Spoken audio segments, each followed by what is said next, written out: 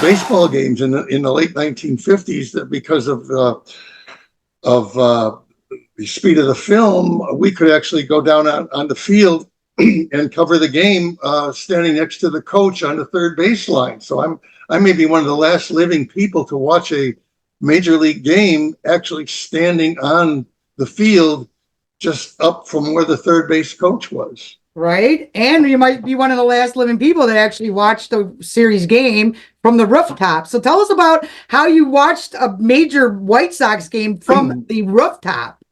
Well, you could get up on the roof because there were the lights up there.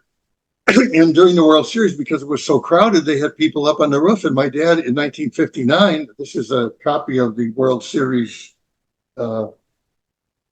yearbook that they had at the 59 World Series.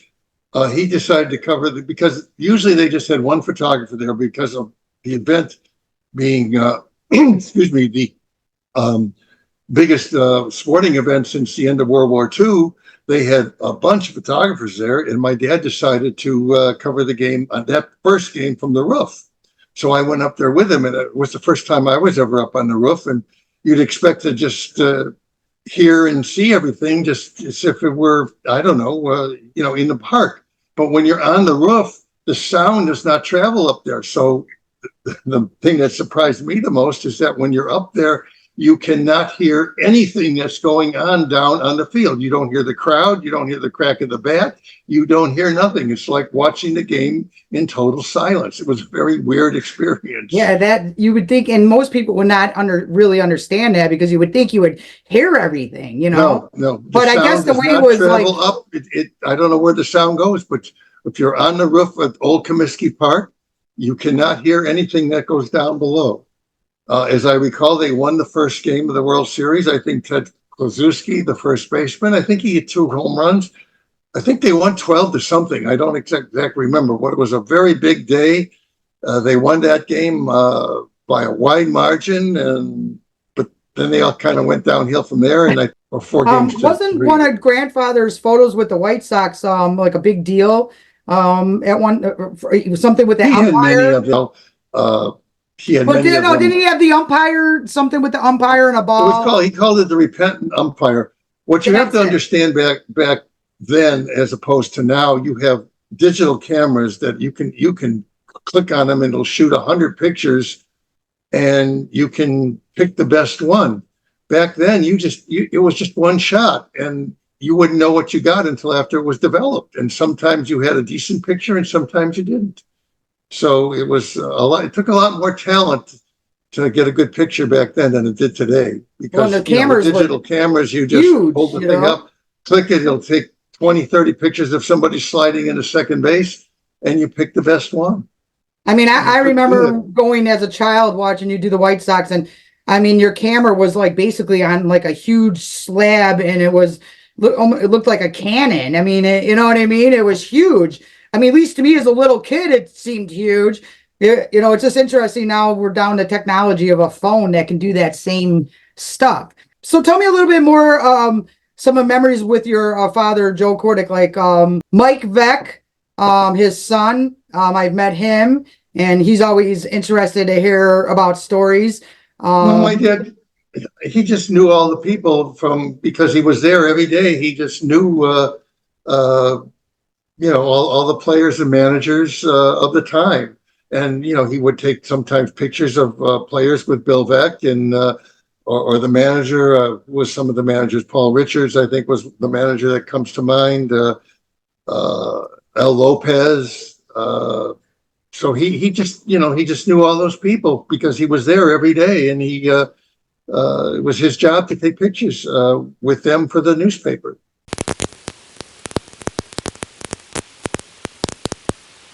I remember Son of Svengoolie. Now, did you know the original Son of Svengoolie, the dad? Or Jerry G. Bishop, yes. I worked with him for many years. He was one of the nicest people.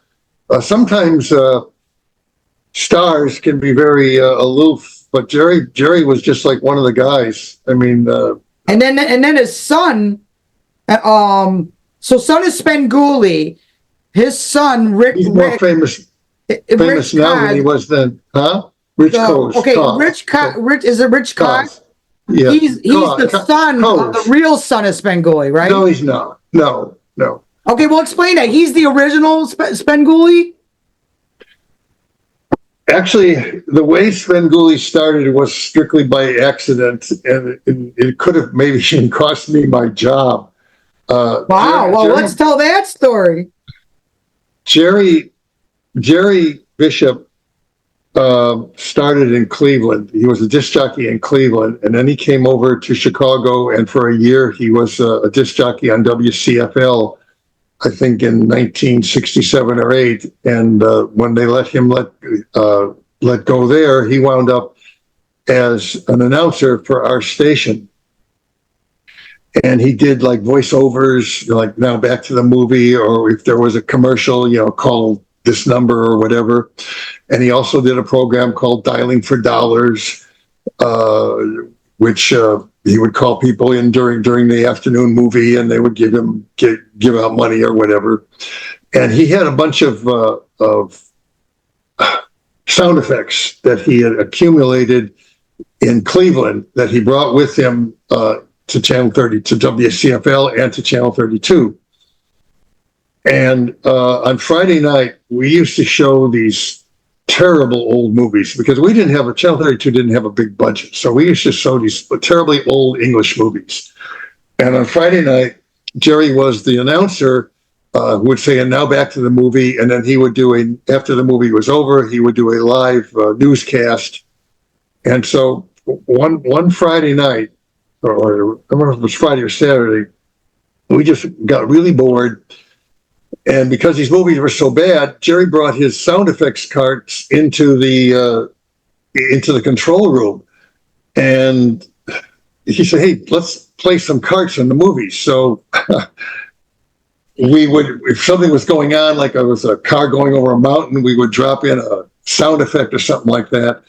And I got to worry about it. I thought, if the bosses find out what we're doing, I could get in trouble. But it never happened. And one day Jerry just decided, we were showing a horror movie, and one day Jerry just, instead of saying, and now back to the movie, he did it in a Bela Lugosi voice.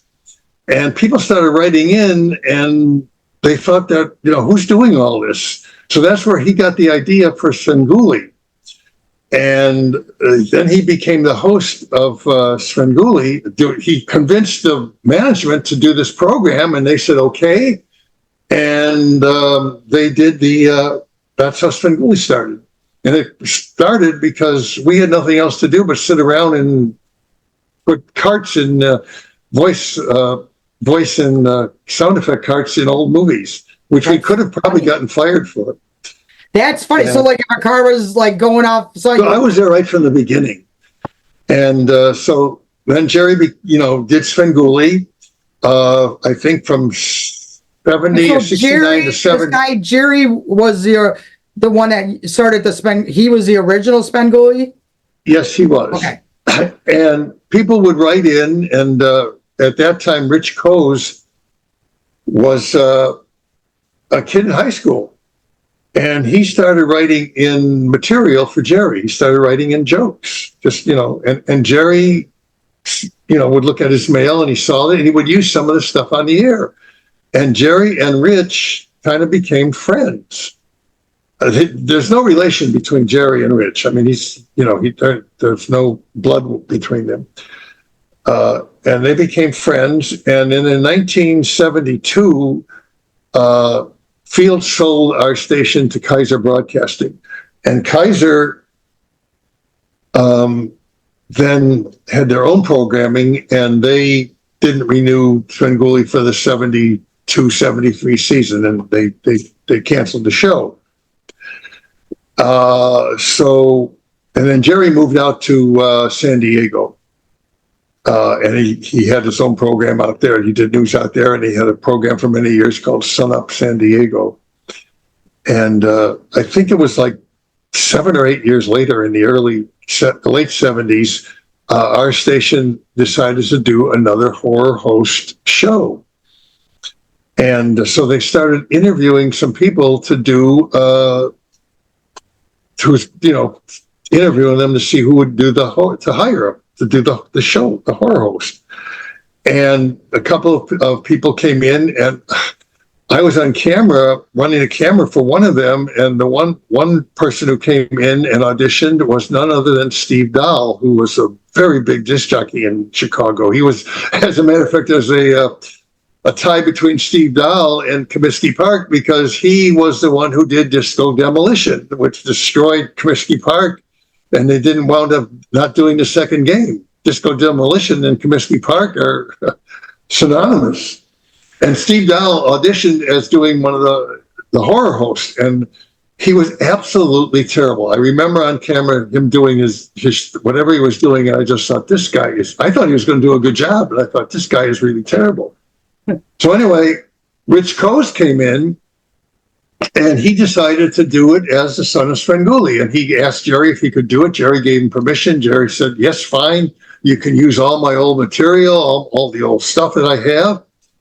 So they looked at Rich Coase's audition, and they liked it. And so he did Son of Svengoolie for a number of years on Channel 32. And then he went over to WCIU, Channel 26, and he did it there. And now he's on MeTV, and he's all over the country, and he's actually bigger than he ever was. Right. But I was one of the camera operators that when Jerry Bishop did it, the original Svengoolie, who I to this day was 10 times better than Rich, because Jerry Svengoolie was spontaneous. He would just get up there and do whatever came to mind. Rich is more scripted. I'm not saying it's still good, just different. You know, you can't really compare. Yeah. But okay, because a lot of people think Son of Svengoolie, and then there was one, you know, and that now he's that's good to clarify. But that's so funny that the whole thing kind of was born on two bored people wanting to put sound effects to make things a little more fun. You know. Yeah. If you go on, if there's a story I think online that Jerry on YouTube or somewhere, on Jerry, that explained how it all started. It all started spontaneously, you know, because we had nothing to do, and I was working night shift that time.